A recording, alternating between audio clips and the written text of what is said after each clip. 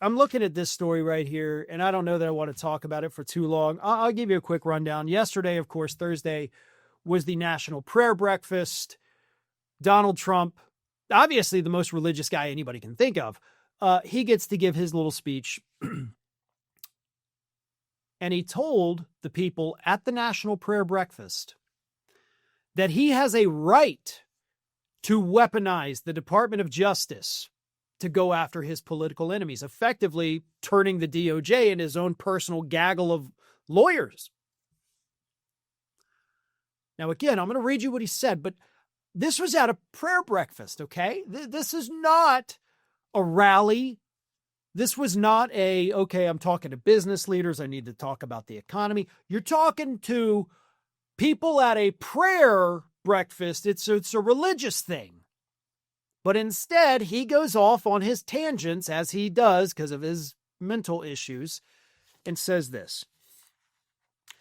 And they say Donald Trump is using the Justice Department to get even, and I don't, but wouldn't I have a right to? Think of it. There's never been a president in history treated the way I got treated.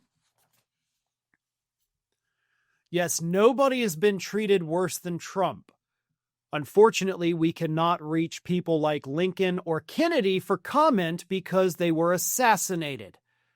I would say literally getting your brains blown out is probably worse than having to face the consequences of your illegal activities. But what do I know? I've never been president, right? Also, I think Richard Nixon probably also had a little worse than you. And I think what you did was probably on par, maybe even a little bit worse than Nixon. But here Trump is admitting to a room of people that are there for like, it's prayer breakfast. We get prayer and breakfast. Great. That, hey, I'm going to talk about something totally off the freaking wall. Totally not why we're here. And I'm going to admit that I think I have a right to abuse the power of the office of the presidency. Because that's what he's doing. He's admitting I have a right to abuse my power. That's utter insanity, folks.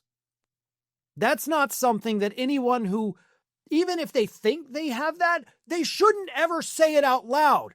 That is a man who has no fear of consequences because he's never actually had to face consequences.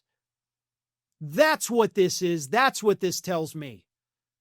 A man so arrogant, knowing nobody's going to be able to hold him accountable, that he's just openly admitting it. It's just a thing I can do because of this power I have amassed in my life. That is the most terrifying part about what he said.